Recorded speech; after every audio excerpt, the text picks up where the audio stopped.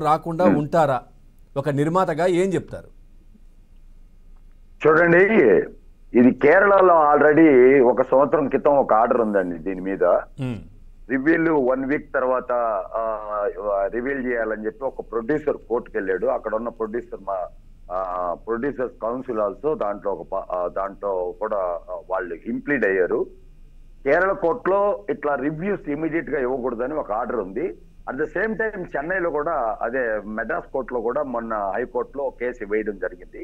Case వేసినప్పుడే అక్కడ judge గారు దాని గురించి ఏమన్నారంటే, కేసుని తీసుకుంటూ వాదనలోకి తీసుకుంటూ ప్రతివాదులకి నోటీసులు ఇస్తూ, అంటే government of India and state government కి నోటీసులు ఇస్తూ ఆయనే మాట్లాడడం జరిగింది. భావ ప్రకటన స్వేచ్ఛ అనేది భారతదేశంలో ఉంది కాబట్టి, freedom of expression and freedom of speech అనేది ఉంది కాబట్టి దీనికి వ్యతిరేకంగా దీన్ని మనం ఏం చేయగలుగుతాం అని అంటూ కోర్టు నోటీసులు ఇష్యూ చేయడం జరిగింది.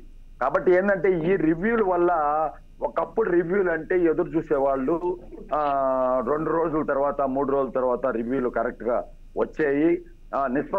నిష్పక్షపాతంగా చెప్పేవాళ్ళు అప్పుడున్న జర్నలిస్టులు కానీ వాళ్ళు కానీ రివ్యూస్ కరెక్ట్ గా రాసేవాళ్ళు. కాబట్టి అప్పుడున్న రివ్యూల పరిస్థితి వేరు, ఇప్పుడున్న రివ్యూల పరిస్థితి వేరు. ఇప్పుడు ఏంటంటే ఇప్పుడంతా కొంతమంది పెయిడ్ వాళ్ళు కూడా ఉన్నారనమాట. సినిమా ఇప్పుడు రివ్యూల గురించే మనం ఆలోచిస్తే, ఇప్పుడు పుష్ప 2కి విపరీతమైన హైప్ రివ్యూలు రాస్తున్నారు. రాసినంత మాత్రం అక్కడ కలెక్షన్ లేవు. కాబట్టి ఏంటంటే ఈ రివ్యూల వల్ల ప్రయోజనం అనేది, జనం అనేది దీన్ని మర్చిపోయారు. ఎందుకు మర్చిపోయారంటే, జనం మౌత్ పబ్లిసిటీ. ఎవరన్నా సినిమా చూసి నెక్స్ట్ డే వచ్చి సినిమా బాగుందిరా, సీన్ బాగుందని సీన్లు కానీ పాటలు కానీ వాటి గురించి మాట్లాడుకుంటుంటే, ఒక గ్రూప్ ఆఫ్ పీపుల్ మాట్లాడుకున్నప్పుడు జరిగే సంఘటన ఉంది. కానీ ఈ రివ్యూ అనేది, ఎందుకంటే సినిమా రిలీజ్ కాకుండానే మొన్న అమెరికాలో సినిమా రిలీజ్ కాలేదు, ఫస్ట్ హాఫ్ ఇట్ ఉంది, సెకండ్ హాఫ్ ఇట్ ఉందని యూట్యూబ్ లో పెట్టేస్తున్నారు. ఎందుకంటే ఇది ట్రెండింగ్ లో ఉంటుంది కాబట్టి, పుష్ప అనేది ట్రెండింగ్ లో ఉంటుంది కాబట్టి, ఆ ట్రెండింగ్ ని క్యాచ్ చేసుకునే దానికి యూట్యూబ్ పెయిడ్ కాబట్టి, యూట్యూబ్ లో పే చేస్తారు కాబట్టి వాళ్ళు అందుకోసం ఇట్లాంటి చర్యలన్నీ పాల్గొంటున్నారు. ఇది ఎట్టి పరిస్థితుల్లో కూడా సినిమా రంగం ఎంత కట్టడి చేసినప్పటికీ కూడా ఇది సోషల్ మీడియా యొక్క ఇన్ఫ్లుయెన్స్ ఎక్కువైపోయింది కాబట్టి ఈ విధంగా జరుగుతుంది. దీనికి సరైన పరిష్కారం